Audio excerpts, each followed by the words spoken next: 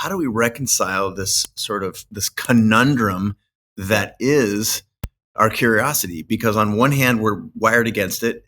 On the other hand, it's all the best stuff is on the other side of things we don't know. Yeah. And yet we're hardwired to not go there. How do we reconcile those things? Absolutely. I mean, fear of the unknown, just fear in general is such a stumbling block for curiosity. But it's also important to know, yes, we are born with curiosity. It comes from exactly what you're saying from our ancestors. But we also know that we release dopamine, which is the happy hormone when we are curious. Mm-hmm. So it's the same thing that happens when we're having sex and we're having like a really awesome sex, or what happens when we eat something really, really delicious. Like you go out to eat and you're like, oh my God, this is so bomb. I love this. You're releasing that happy hormone. And the same thing happens when you're curious. And we can all think back to it. Like imagine if you're listening, any of the listeners, what's one time you were super curious about something and you went out and you explored it and you learned about it and you were just, you're getting out there. Maybe you were like really curious about surfing. And you wanted to, try it out, and you got the board, and you went out there, and you're in the water, thrashing about. You're like, okay, how could I like stand up on this board? Like, how do I like paddle in a different way? So that process of getting curious about something is, I say curiosity is pleasure. So that is the way that we get motivated, right? And that was like a mantra for me as I like went out. I was like, this is going to be scary. I do have a lot of fear. Similar to my ancestry, I had people all around me that were saying, bring a gun, bring a knife, bring pepper spray to these places.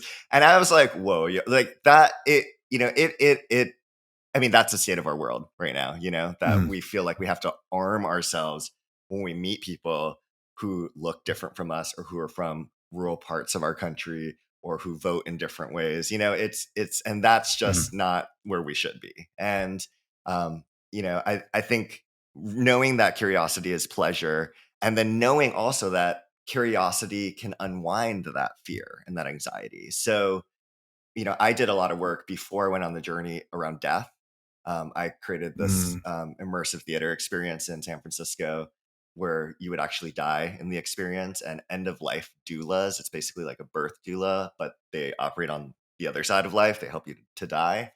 They're trained, real legit, like they've helped people to die. They were the folks in the show that guided you and 9 others. You couldn't go in the experience with anyone that you knew.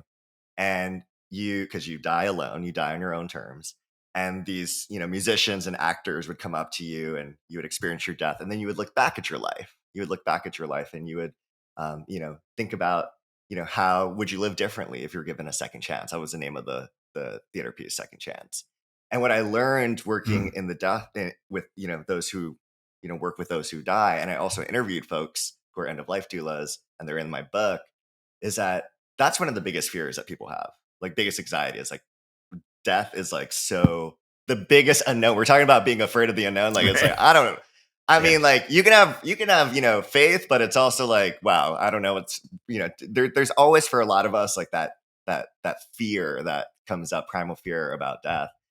And, paradoxically, what folks who work in palliative care, what end of life doulas have learned, and what people who are dying who have this end of life anxiety have learned is that when you're curious about the life you've lived, about the people you've met on your journey, about how you want to die, about, what's the legacy you're leaving for the next generation, your end of life anxiety actually reduces. It gets less and less and less. You are able to, by getting curious about something that you're fearful of, you're able to reduce the fear and reduce the anxiety. And there's also research to back this up too.